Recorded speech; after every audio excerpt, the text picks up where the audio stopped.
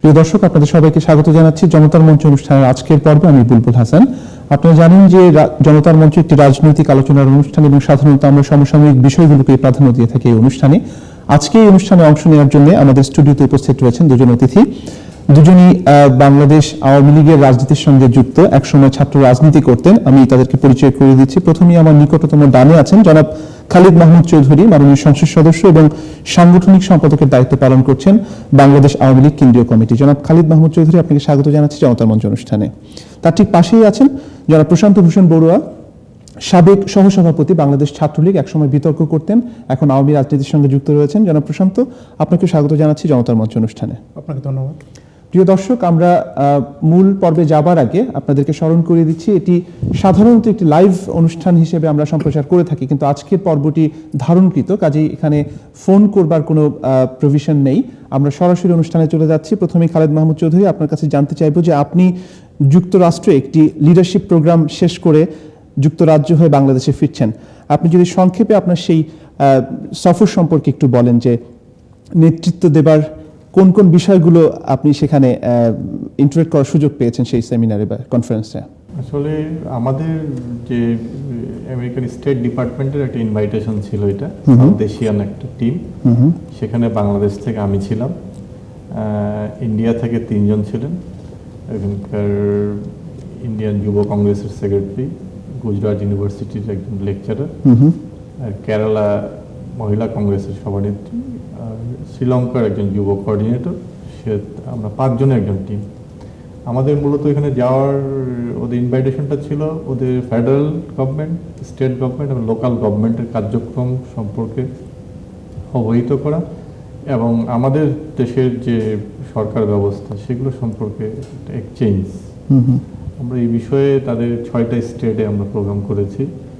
আমরা ওয়াশিংটন ডিসিতে আমরা ওদের ফেডারেল গভর্নমেন্ট সম্পর্কে আমাদের বিভিন্ন ধরনের কার্যক্রমে অংশগ্রহণ করেছি এবং আমাদের ওইখান থেকে আমরা নিউ ইয়র্কে আমাদের একটা কালচারাল ভিজিট ছিল 2 দিনের। ওইখান থেকে আমরা পোর্টল্যান্ডে গেছি, ওইখানেও আমাদের স্টেট গভর্নমেন্ট এবং লোকাল গভর্নমেন্ট সম্পর্কে আমাদের এখানে বিভিন্ন ধরনের থিওরিটিক্যাল এবং প্র্যাকটিক্যাল আমরা এই বিষয়ে অবহিত হয়েছি। তারপর এখান থেকে আমরা গেছি মিশিগানেও আমাদের এই ধরনের প্রোগ্রামগুলো ছিল স্টেট এবং লোকাল গভর্নমেন্ট।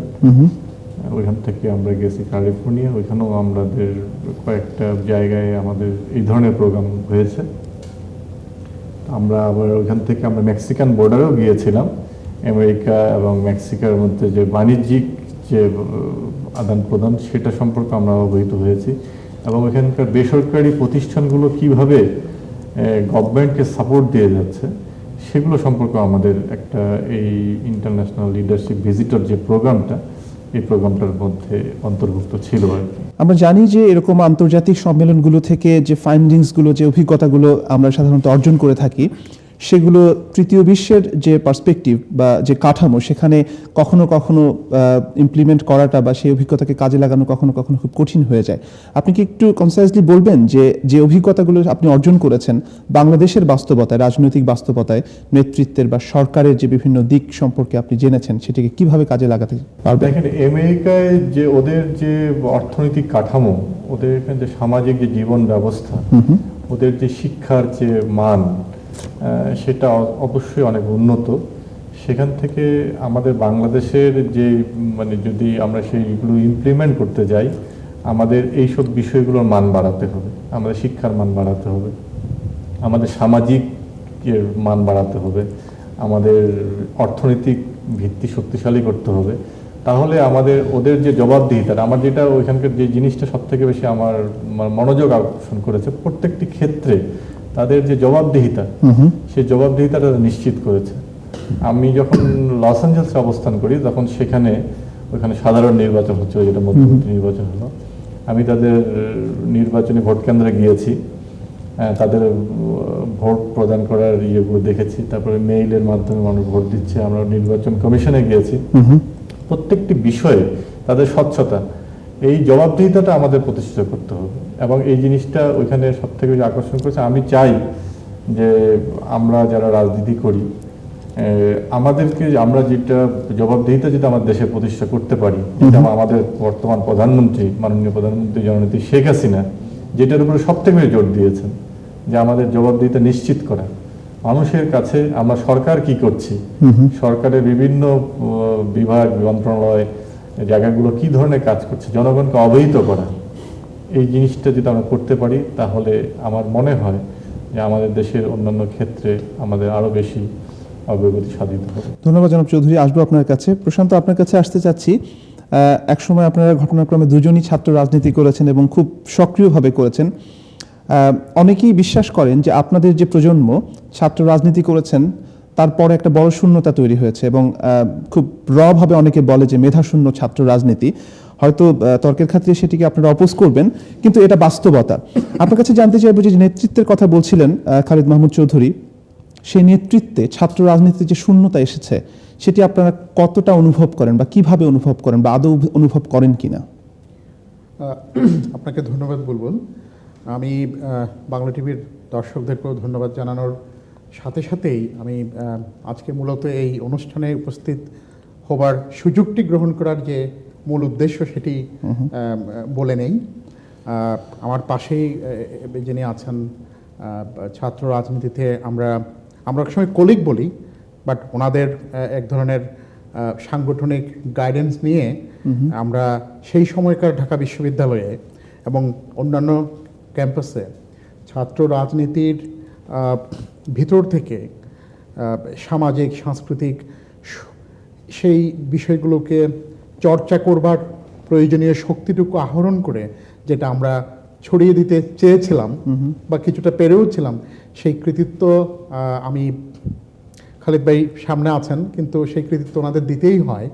ওনাদের বড় একটি অংশের জোরদার সাংগঠনিক তৎপরতা ছাড়া সেটি আমরা করতে পারতাম না। ছাত্রলীগের ভিতরেও আমরা সেটি, কিন্তু আমি আমার প্রশ্ন স্বীকার করে নিয়েছি। আমার প্রশ্নটি ছিল বর্তমানকে নিয়ে। পরে আপনি যেটি বলেছেন আমি সেই অংশটাই যাচ্ছি। আজকে বাংলাদেশ আওয়ামী লীগের সভানেত্রী, তিনি প্রধানমন্ত্রীও, মাননীয় প্রধানমন্ত্রী শেখ হাসিনাকে এটি ধন্যবাদ দেওয়ার বিষয় নয়, তীব্রভাবে দৃঢ়ভাবে অনুভব করবার বিষয় যে কত বড় একটি বৈপ্লবিক সিদ্ধান্ত এবং সাহসী সিদ্ধান্ত নিয়ে তিনি নেতৃত্বের আগামী দিনের কাঠামোর জন্য ছাত্রলীগকে বেছে নিয়েছেন। তার মানে খালিদ মাহমুদ চৌধুরীদের বেছে নিয়েছেন। এবং আমরা আশা করছি এবং আমার ব্যক্তিগত অভিমত হচ্ছে আগামী দিনের রাজনীতিতে, সংস্কৃতিতে এটি একটি বড় ধরনের ইতিবাচক এবং দৃঢ় প্রভাব ফেলবে এবং কিছুটা আমরা এখন অনুভব করছি। সুতরাং ছাত্র রাজনীতির যে কথিত মেধাশূন্যতা, এটি নিশ্চিতভাবে এটি একটি ভাববার বিষয়। কিন্তু আমার যেটি মনে হয় যে কখনো কখনো বিচ্ছিন্নতা তৈরি হলেও সেই বিচ্ছিন্নতা স্থায়ী হয়নি, এটি আমার মনে হয় যে কোথাও না কোথাও আবার সংযুক্ত হয়েছে। আচ্ছা, ধন্যবাদ।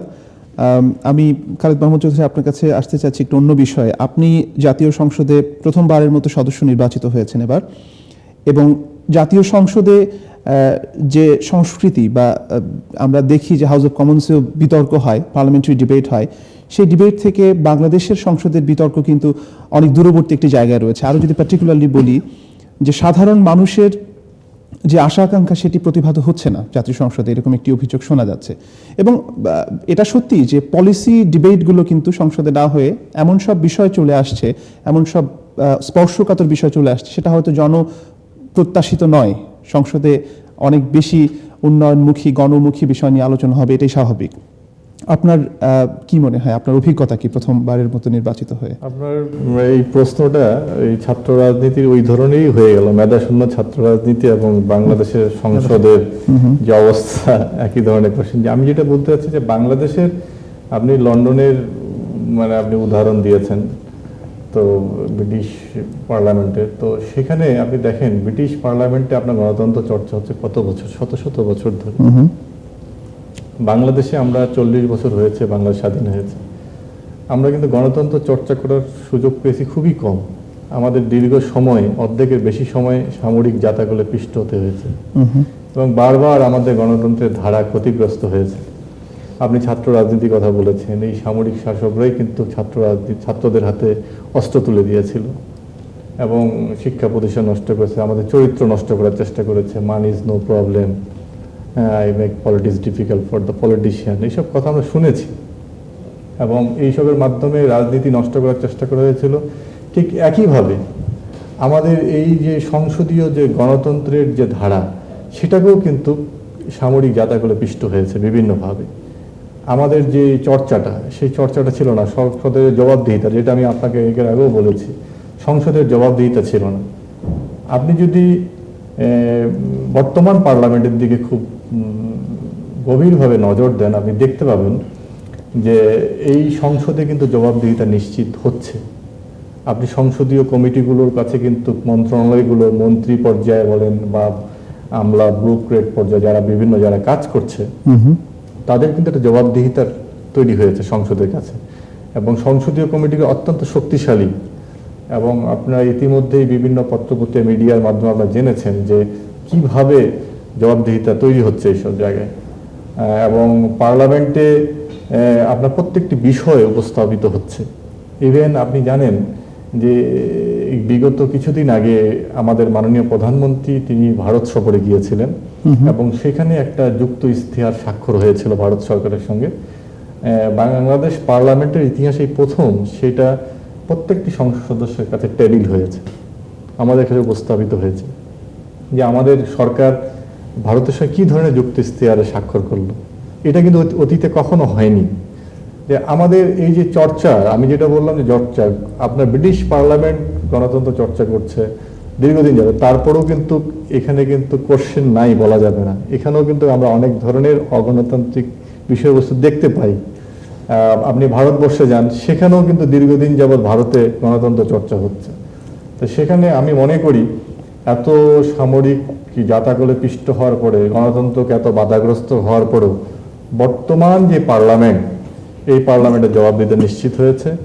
আপনি যদি পার্লামেন্টের অধিবেশন পর্যবেক্ষণ করেন, আপনি সেটা অবশ্যই উপলব্ধি। আমি এই সূত্রেই বলতে চাচ্ছি, পার্লামেন্টের অধিবেশন পর্যবেক্ষণ করে আমার কাছে যেটি মনে হয়েছে যে হ্যাঁ, পার্লামেন্টের স্ট্যান্ডিং কমিটিগুলো অনেক কার্যকর আগের চেয়ে, এতে কোনো সন্দেহ নেই। কিন্তু পার্লামেন্টের ভেতরে যে বিষয়গুলো নিয়ে ডিবেট হওয়ার কথা ছিল, আমি বলছি যে বিতর্কের যে সংস্কৃতি, আমি বলছি না যে রাতারাতি বাংলাদেশের পার্লামেন্ট হাউস অফ কমন্স হয়ে যাবে বা ভারতে যে গণতন্ত্রের যে কাঠামো, সেই কাঠামোর ধারের কাছে চলে যাবে, কিন্তু সেটি আমরা আশা করেছিলাম যে এই সরকার ক্ষমতায় আসার পরে এত বড় একটি ম্যান্ডেট নিয়ে সেটি অভিভাবকের ভূমিকা পালন করবে তারা, এবং সেই বিতর্কগুলোকে সামনে নিয়ে আসবে। আমি বুঝতে পারি যে জিনিসটা আপনি বলতে যাচ্ছেন যে খোলাসা করে আপনি বলতে পারছেন না, সেটা হচ্ছে যে পার্লামেন্টে বিরোধী দলের ভূমিকাটা। আজকে আসলে দেখেন যে আমরা বিগত পার্লামেন্ট যেটা ছিল 2001 সালে যে নির্বাচনে পার্লামেন্ট হয়েছিল, সেখানে আমরা দেখেছি যে তদানীন্তন বিরোধী দলের নেত্রী শেখ হাসিনা, তখন বিরোধী দলের নেত্রী, তখন যখন বিরোধী দলের নেত্রী কথা বলতে বলে তার 72 বার তার মাইক বন্ধ করে দেওয়া হয়েছে। এটা রেকর্ড, এটা আমার কথা না। কিন্তু এই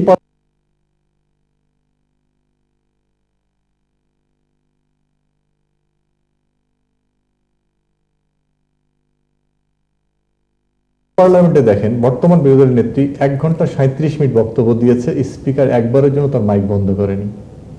তিনি বক্তব্য দিয়ে ধন্যবাদ দিয়ে বক্তব্য শেষ করেছেন, তারপর মাইক বন্ধ হয়েছে। এবং যতবার তিনি পার্লামেন্টে দাঁড়িয়েছেন তার মাইক কখনো অফ ছিল না, তিনি কথা বলতে পেরেছেন। দেখা গেছে তিনি কথা বলে তিনি চলে গেছেন। এখানে আপনি সরকারের সমালোচনা করবেন, অবশ্যই সরকারকে হুইপিং করা ভালো, সরকারের তাহলে জবাবদিহিতা প্রতিষ্ঠিত হয়।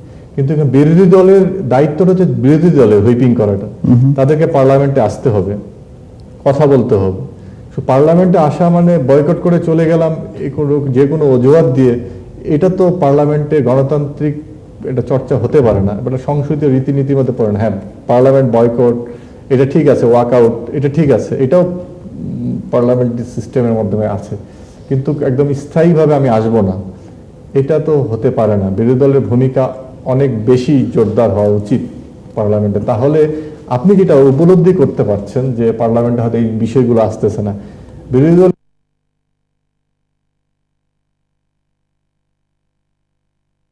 দলের ভূমিকা নাই বলে আপনার মধ্যে এই ধরনের উপলব্ধি হচ্ছে। ধন্যবাদ। আসবো আপনার কাছে আবারও। প্রশান্ত, আপনার কাছে জানতে চাইবো যে এই যে বিরোধী দল আসছে না এবং যে ইস্যু নিয়ে এক ধরনের দূরত্ব তৈরি হয়ে গেছে, আসন বন্টন, সেই জায়গাটিতে আপনাদের যে যুক্তি বা সরকারি দল যে যুক্তিটি দেখাচ্ছে যে প্রপোর্শনালিটি তাদেরকে দেওয়া হচ্ছে, কিন্তু অনেকেরই একটি দাবি আছে বা একটি বক্তব্য আছে যে হ্যাঁ, এত বড় একটি ম্যান্ডেট নিয়ে যেহেতু আওয়ামী লীগ ক্ষমতায় আছে এবং অনেকটা অভিভাবকের জায়গায় আছে, তারা হয়তো একটু ছাড় দিলে এই বিষয়টির একটা সমাধানের দিকে যেতে পারত। তো সেই কাজটি করার মতো উদারতা কি আওয়ামী লীগ দেখাতে পারতো না, বা মহাজোট? না, এটি অবশ্য এই প্রশ্নের হয়ে গেছে। জবাব দেওয়ার জন্য আমি প্রথমত যথাযথ ব্যক্তি নই। না, আপনার অবজারভেশনটি জানতে চাচ্ছি আর কি। তার উপর হচ্ছে এই বিষয়টি সমাধান হয়ে গেছে ইতিমধ্যে, এবং আপনি লক্ষণীয় বিষয় লক্ষণীয় বিষয় ওনারা যে দাবিগুলো করেছেন, 8টা 10টা এর মধ্যে 2টা ছিল, এটি যদি সত্যিকারের একটি চাওয়া হতো তাহলে এটা আমার ধারণা যে খালিদ ভাই ওই দিন 24 ঘন্টার মধ্যে এটা নিষ্পত্তি হয়ে যেত, কিন্তু এটি সত্যিকারের কোনো দাবি ছিল না। আজকে তো আরেকটা জিনিস এখানে আমি একটু ইন্টারাপ্ট করি, হ্যাঁ। সেটা হচ্ছে যে আপনি প্রথম থেকে লক্ষ্য করবেন বিগত 2 বছর যাবৎ বিরোধী দল কিন্তু তাদের দাবি কিন্তু মানে একটি জায়গায় স্থির নাই। আপনি ওই পার্লামেন্টে যেটা আপনি অবতারণা করলেন যে সিট নিয়ে যে প্রথম যে সেই জায়গায় কিন্তু তারা নাই, একটার পর একটা ইস্যু তৈরি মানে চেঞ্জ হচ্ছে। তো যদি এইভাবে যদি একটা পর একটা ইস্যু চেঞ্জ হয়ে যায় তাহলে তো মনে হয় ওনারা কখনোই পার্লামেন্টে হয়তো আসবে না। আমি আরেকটা উদাহরণ ছোট্ট খালেদ ভাইকে দিতে পারি। সালাউদ্দিন কাদের চৌধুরীকে কেন বেগম জিয়ার পাশ থেকে সরানো হলো, এই কারণে অভিমান করে উনি নিজেই পার্লামেন্টে আসেন না অনেকদিন ধরে, এবং পার্লামেন্টের কোনো কাজে অংশগ্রহণ করেন। সুতরাং এটি আসলে ইস্যু ছিল না কখনো, এবং তাদের মধ্যে কে বেগম জিয়ার পাশে বসবেন ইমিডিয়েট পাশে, সেটি নিয়েই এক ধরনের মনস্তাত্ত্বিক যুদ্ধের কারণে ওদের পার্লামেন্টে আসাটা আমার ধারণা যে আরো প্রলম্বিত হয়েছে। এবং ওনারা অনেকেই বলেছেন যাক বাঁচা গেল, পার্লামেন্টে যেতে হচ্ছে না, তাহলে তো বেগম জিয়ার পাশে আমার জায়গাটা নাই, এটা মেনে নিতে হতো। ধন্যবাদ। আমি একটু পেছনের প্রসঙ্গ দেখেন যে পার্লামেন্টের কথা যেহেতু আসছে, বিরোধী দল কিন্তু এখন পর্যন্ত তাদের বিরোধী দলের উপনেতা কে হবে আজকে 2 বছর হয়ে গেল, তারা এখন পর্যন্ত সিদ্ধান্ত নিতে পারেনি। হ্যাঁ, তো পার্লামেন্টের যে চর্চা তারা করছে না, সিরিয়াস না, এটা তো একদমই। বোঝাই যায়। আচ্ছা, আসবো আপনার কাছে। আমি প্রশ্ন আপনার কাছে একটু জানতে চাইবো পুরনো একটি বিষয়ের সূত্র ধরে। আপনি বলছিলেন যে খালেদ মাহমুদ চৌধুরীর আওয়ামী লীগে কেন্দ্রীয় কমিটিতে এত বড় একটা পদে অন্তর্ভুক্তি, এটি প্রশংসার দাবিদার, যেটি দলীয় সভানেত্রী নিয়েছেন, এবং এটি অবশ্যই তরুণ নেতৃত্ব তো সব জায়গায় প্রশংসিত হচ্ছে। কিন্তু পাশাপাশি এটাও সত্য যে ধরনের ভিশন নিয়ে, যে ধরনের চিন্তা থেকে বাংলাদেশ ছাত্রলীগের একটা বয়স নির্ধারণ করে দেওয়া হয়েছিল এবং একটি কমিটি করে দেওয়া হয়েছিল, সেটি কিন্তু আবার সেই পুরনো জায়গায় চলে গেছে। তো এই ব্যাপারে আপনাদের কোনো বক্তব্য আছে কি? আমার মনে হয় বুলবুল খালিদ ভাই আমাদের আজকের বিকেলের মনের কথাটি শুনে ফেলেছে। আমরা আজকে বিকেলে আলাপ করছিলাম, এবং এই বিষয়টি নিয়ে ইতিমধ্যেই খালিদ ভাই সহ যারা একসময় ছাত্রলীগের পরিচালনায় ছিলেন এবং এখন যারা আওয়ামী লীগের পরিচালনায় থেকে ছাত্রলীগকে একটি, যদিও আইনগত সম্পর্ক কি আছে আমি এই বিষয়ে যাচ্ছি না, ছাত্রলীগের একটি আদর্শিক পথ এবং সাংগঠনিক একটা গাইডেড ট্যুর অথবা গাইডেড একটা পলিটিক্যাল জার্নি যারা ঠিক করে দিচ্ছেন, তারা ইতিমধ্যেই সম্ভবত সিদ্ধান্ত নিয়ে ফেলেছেন আগামী দিনের ছাত্রলীগের কমিটি। আজকে বোধহয় প্রথম এটি খালিদ ভাই মিডিয়ায় বলতে পারবেন একটু পরেই, যেটি আরও বয়স কমিয়ে এনে এবং আরও নিয়মিত চর্চার মধ্য দিয়ে নেওয়ার ব্যাপারে মাননীয় প্রধানমন্ত্রী ইতিমধ্যে মনস্থির করে সেটি ওনার কলিগ যারা দায়িত্বপ্রাপ্ত আছেন তাদেরকে এই নির্দেশনা উনি দিয়েছেন। আর আরেকটি বিষয় হচ্ছে, আমি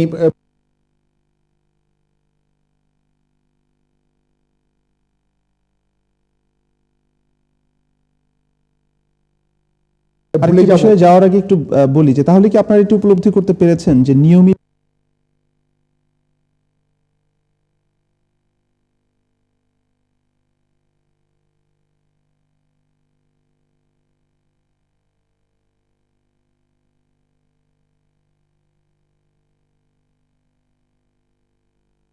বিষয়ে যাওয়ার আগে একটু বলি যে তাহলে কি আপনারা একটু উপলব্ধি করতে পেরেছেন যে নিয়মিত কাউন্সিল না হওয়া বা নিয়মিত নেতৃত্বের পরিবর্তন না হওয়াটা এটি দলের জন্য সাংগঠনিকভাবে ক্ষতিকর হয়েছে? আমরা বুলবুল বরাবরই বলে আসছি, একটি বহমান নদীতে যেমন কোনো ধরনের জলাবদ্ধতা সৃষ্টি হয় না, নিয়মিত সম্মেলনও কিন্তু খালিদ ভাই তাই, এখানে কোনো জলাবদ্ধতা সৃষ্টি হয় না। এখানে ভেস্টেড ইন্টারেস্ট গ্রো হওয়ার আগেই নেতৃত্বের শেষ হয়ে যায়, নতুন নেতৃত্ব তৈরি হয়, কিন্তু একটি বদ্ধ পুকুরে কিন্তু সেটি হয় না।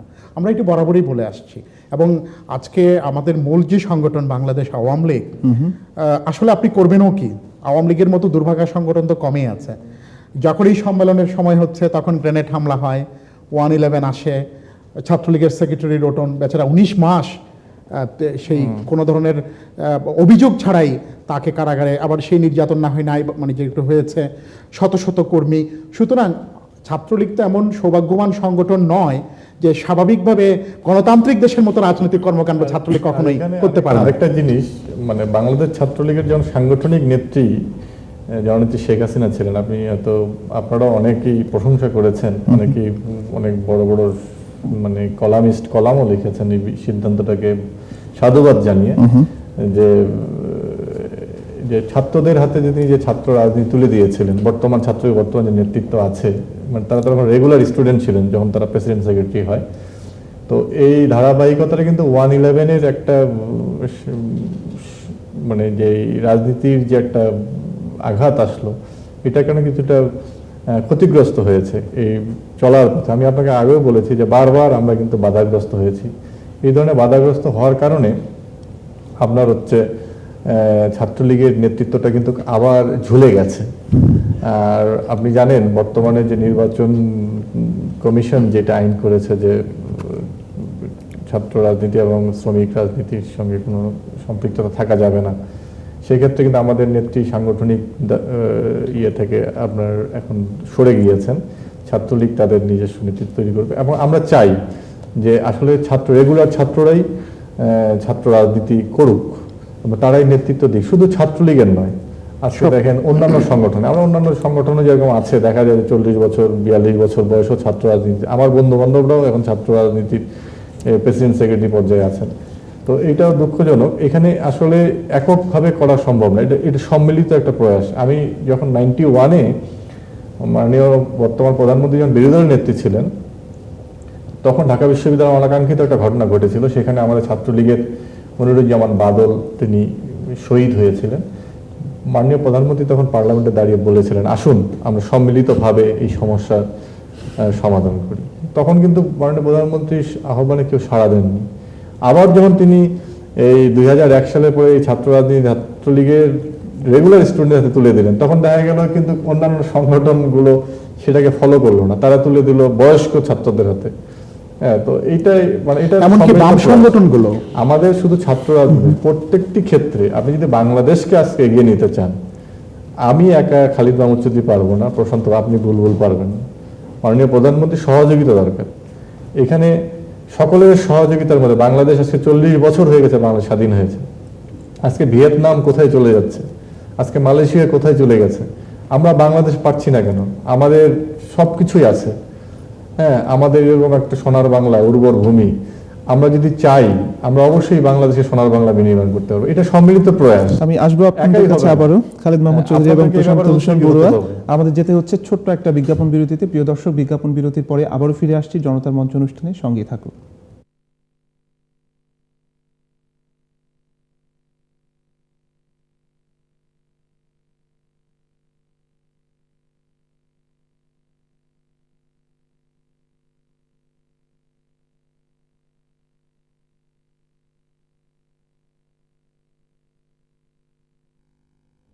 প্রিয় দর্শক, বিজ্ঞাপন বিরতির পর আবার ফিরে এলাম জনতার মঞ্চ অনুষ্ঠানে, সঙ্গে থাকবার জন্য ধন্যবাদ। আমরা কথা বলছিলাম বাংলাদেশ আওয়ামী লীগ কেন্দ্রীয় কমিটির সাংগঠনিক সম্পাদক জনাব খালিদ মাহমুদ চৌধুরী এমপির সঙ্গে, এবং তার সঙ্গে ছিলেন জনাব প্রশান্ত ভূষণ বড়ুয়া, সাবেক সহসভাপতি বাংলাদেশ ছাত্রলীগ কেন্দ্রীয় কমিটি এবং সাবেক বিতার্কিক।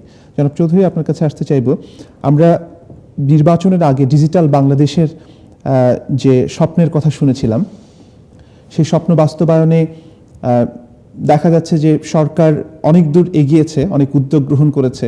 আবার বাংলাদেশের মতো একটা দেশে এই স্বপ্নকে পুরোপুরি বাস্তবায়িত করার জন্য যে ধরনের অবস্ট্রাগল পেরোতে হয়, সেটির ভেতর দিয়েও যাচ্ছে অনেক ক্ষেত্রে, সেটাও আমরা দেখতে পাচ্ছি। সামগ্রিকভাবে সেটি কোন অবস্থায় রয়েছে বলে আপনি একজন সাধারণ মানুষ হিসেবে মনে করেন? সংসদ সদস্য হিসেবে তো আপনার সরকারের একটা ভিশন রয়েছে, যেটির সঙ্গে আপনি নিজেও আছেন। অ্যাজ এ হোল আপনার দৃষ্টিভঙ্গিটি জানতে চাচ্ছি। আমি তো সরকারের মধ্যে নাই, সরকার দলের একজন সংসদ সদস্য এবং সরকার পার্টির একজন দায়িত্বে আছি। তো তারপরেও যেটা আমি বলি, যেটা হচ্ছে বর্তমান সরকার যে দিন বদলের সনদ যেটা বাংলাদেশের মানুষের কাছে উপস্থাপন করেছিল, ডিজিটাল বাংলাদেশ। তো এই সরকার যখন দায়িত্ব গ্রহণ করে, আপনি জানেন যে বিগত দায়িত্ব গ্রহণ করার 8 বছরের যে আমাদের যে বাংলাদেশের যে সময়টা গেছে।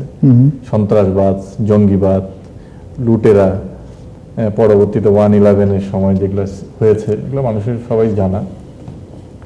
এইরকম একটা ধ্বংসস্তূপের মধ্যে দাঁড়িয়ে মাননীয় প্রধানমন্ত্রী বর্তমান সরকার যে কার্যক্রমগুলো শুরু করেছে, আমরা মনে হয় অনেক দূর এগিয়ে গেছে বাস্তবায়নের ক্ষেত্রে। যেমন আমি আপনাকে বলি, কৃষিক্ষেত্রে বাংলাদেশে একটা বিপ্লব সাধিত হয়েছে। যে আমরা এর আগে দেখতাম যে আমরা ছাত্ররা তারা বক্তব্য রাখতেন যে আমার কৃষক পিতাকে দড়ি বেঁধে কেন গ্রেপ্তার করা হচ্ছে। দেখা যাচ্ছে যে ওই কৃষক জানেই না তার নামে কৃষি ঋণ নেওয়া হয়েছে।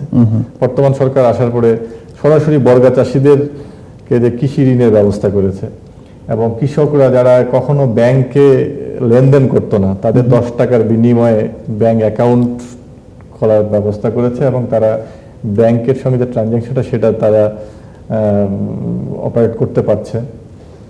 আমাদের বিভিন্ন ভর্তুকি ব্যবস্থা করা হয়েছে। আপনাদের পাটে যে বিপ্লব সাধিত হয়েছে, পাট সোনালী আঁশ ছিল, সেই সোনালী আঁশ আবার ফিরে এসেছে। আমাদের যে বাংলাদেশের যে চিনি শিল্প, যেটা আমাদের খুব খারাপ পর্যায়ে ছিল, সেটাকেও আবার কিভাবে নতুনভাবে আবার ফিরিয়ে আনা যায় সে ব্যাপারে বর্তমান সরকার উদ্যোগ গ্রহণ করেছে। শিল্প প্রতিষ্ঠান নতুনভাবে প্রতিষ্ঠার ক্ষেত্রে সরকার বেসরকারি উদ্যোক্তাদেরকে আহ্বান জানাচ্ছে।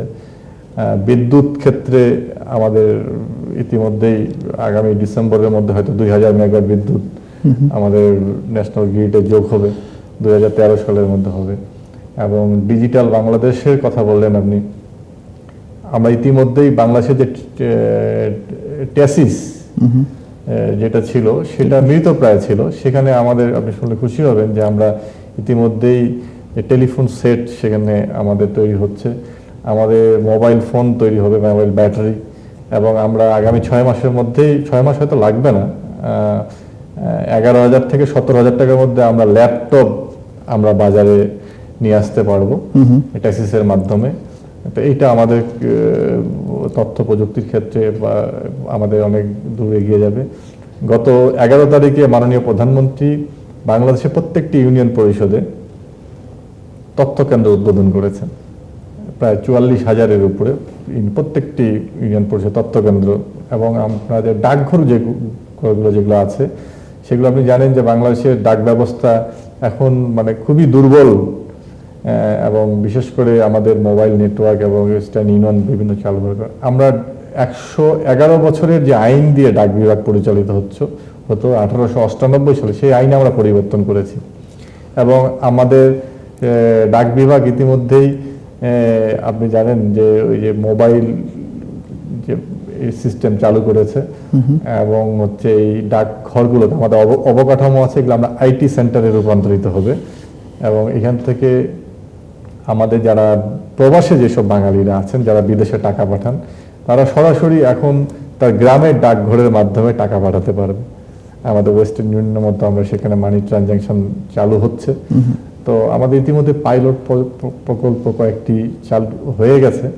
তো আমরা এগিয়ে যাচ্ছি, এবং আপনারা জানেন যে বাংলাদেশে 23 কোটি আমরা বই বিনামূল্যে বিতরণ করেছি, এবং বাংলাদেশের শিক্ষানীতি যেটা স্বাধীনতার পরে আমরা কখনো দিতে পারিনি, এবং সকলের কাছে গ্রহণযোগ্য একটা শিক্ষানীতি ইতিমধ্যেই আমরা দিয়েছি। আমরা কয়লা ক্ষেত্রে আমাদের ইতিমধ্যেই একটা কমিটি গঠন করা হয়েছে। আমরা আশা করি অল্প কিছুদিনের মধ্যে একটা কয়লা নীতিও বাংলাদেশে আসতে আমরা পেতে যাচ্ছি। এবং আপনার যে বর্তমান যে আমাদের যোগাযোগ ব্যবস্থা, আপনি জানেন যে রেল একটা উন্নত, আমি যে লন্ডনে এবং আমি আমেরিকাও দেখলাম যে রেল যোগাযোগ কত সুন্দর, মানুষের কাছাকাছি চলে গেছে। তো রেলটাকে আমরা ওই আলাদা একটা বিভাগ ইতিমধ্যে মাননীয় প্রধানমন্ত্রী ঘোষণা করেছেন। রেল যোগাযোগ বৃদ্ধি করার জন্য ইতিমধ্যেই সেখানে অর্থ বরাদ্দ দেওয়া হয়েছে। রেল যোগাযোগ আমরা ভালো করতে যাচ্ছি। সড়ক যোগাযোগ, বাংলাদেশ একটা আন্তর্জাতিক মানের একটা এয়ারপোর্ট হতে যাচ্ছে, সেটার ব্যবস্থা। আমরা আসলে উন্নয়নের অনেক বিষয় চলে এসছে, এটা বললে হয়তো আরো অনেক দীর্ঘায়িত হবে। আমি আসবো আপনার কাছে এই বিষয়গুলো নিয়ে। প্রশান্ত, আপনার কাছে জানতে চাইবো যে আজকে যে দিনটিতে বসে আমরা প্রোগ্রামটি করছি, একটি বিষয় রাজনৈতিক আলোচনায় না আনলেই নয় বা না আসলেই নয়, সেটি হচ্ছে খালেদা জিয়ার বাড়ির সংক্রান্ত যে বিষয়টি, আওয়ামীপন্থী একজন সাংবাদিক গতকাল লিখেছেন যে মইনুল রোডের পাকিস্তানি ঘাঁটি কিংবা একটি বাস্তিল দুর্গের পতন। আপনার মন্তব্য জানতে চাই। মোজাম্মেল বাবু বলেছেন।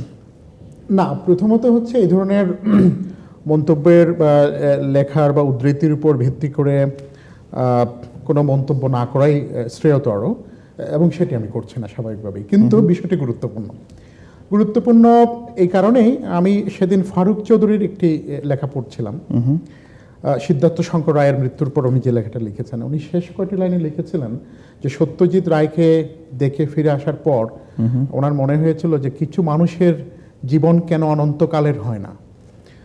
তো আমি আমাদের রাজনীতিবিদরা সবাই যে সেরকম হবেন সেটা আমি আশা করতে পারি না, করছিও না। কিন্তু যারা আমাদের মূল নেতৃত্বে থাকবেন,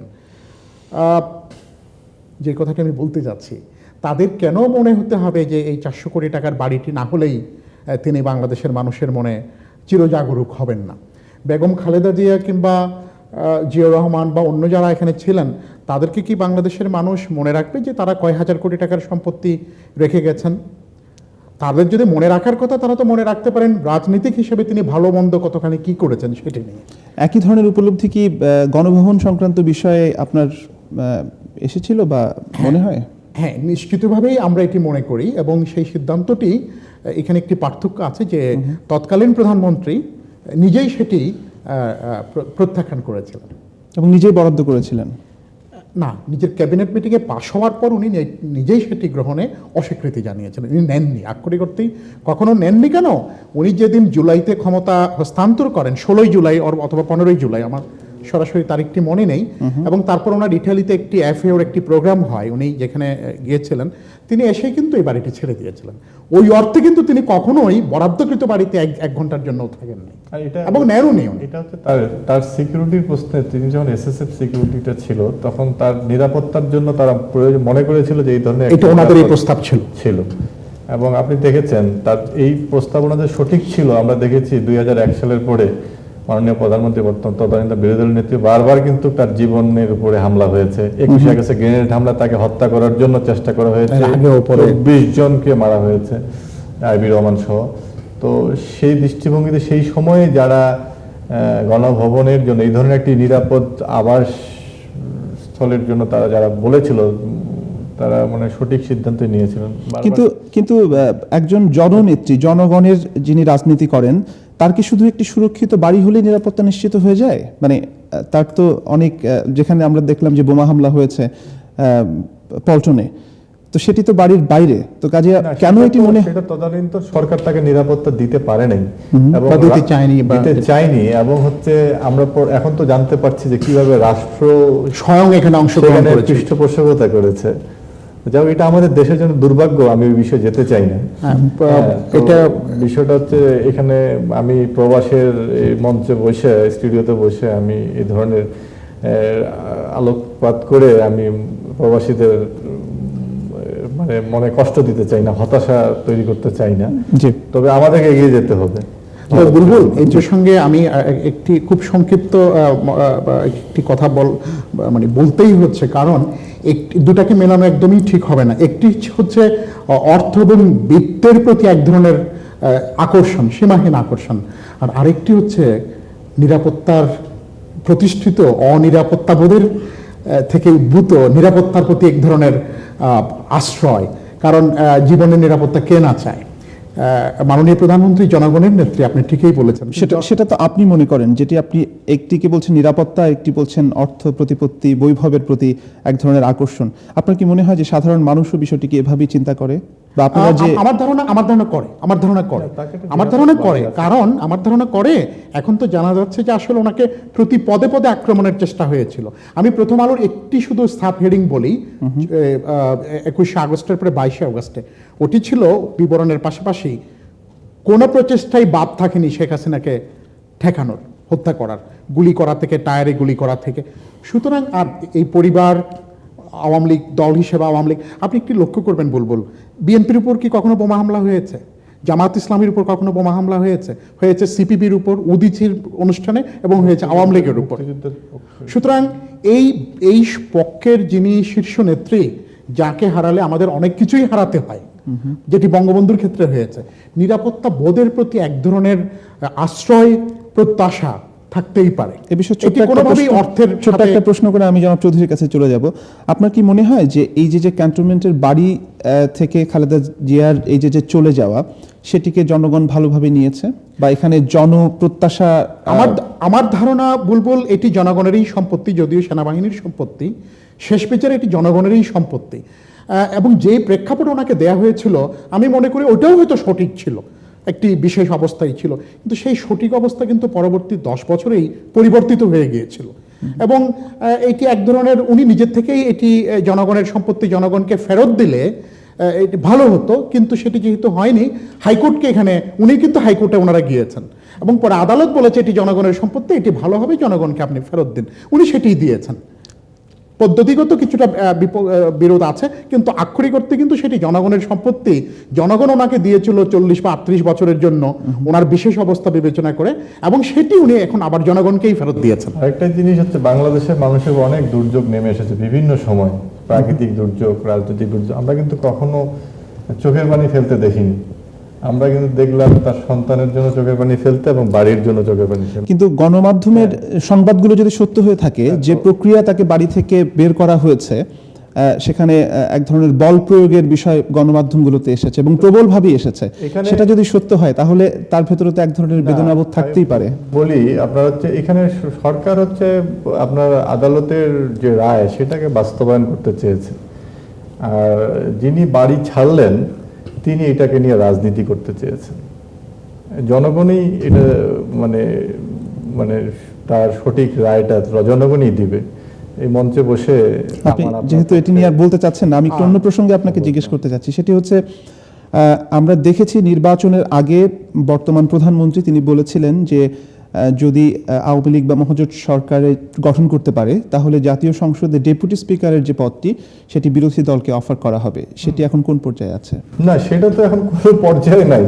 এটা তো যখন ডেপুটি স্পিকার বা এই ধরনের প্যানেলগুলো যখন তৈরি হয়, তখন তাদেরকে বলা হয়েছিল, তারা তো বিরোধী দলের পক্ষ থেকে সেই সময় কোনো নাম উপস্থাপন করা হয়নি। এবং আপনি জানেন যে সংসদীয় কমিটিগুলো যখন গঠন হয় তখনও কিন্তু তারা নাম দেয়নি, এবং দীর্ঘদিন যাবৎ এই সংসদীয় কমিটির যে বিরোধী দলের যে যে সদস্য, সেটা কিন্তু ফাঁকা ছিল।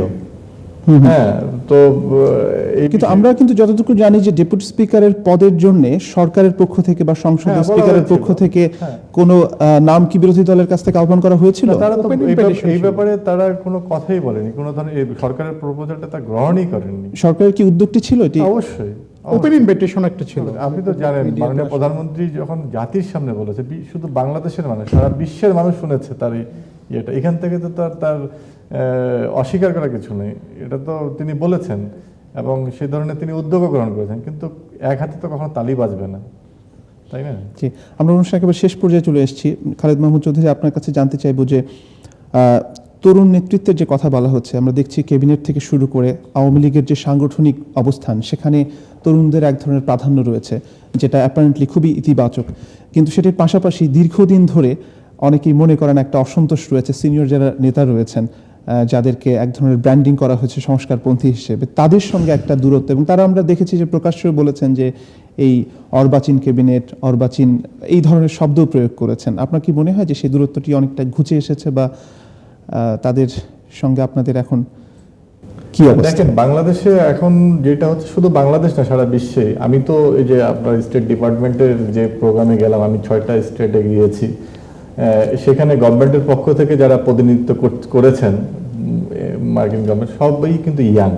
আমি দেখেছি আমাদের সঙ্গে যারা ছিল, আমরা এখানে ডিস্ট্রিক্ট অফ কলম্বিয়ার যে সেখানে গিয়েছি, সেখানে মেয়র নির্বাচিত হয়েছে বা আদার্স, সব জায়গায় ইয়াংরাই কিন্তু নেতৃত্ব দিচ্ছে। বাংলাদেশে কিন্তু এখন 60% ভোটার হচ্ছে 18 থেকে 40 বছর বয়স।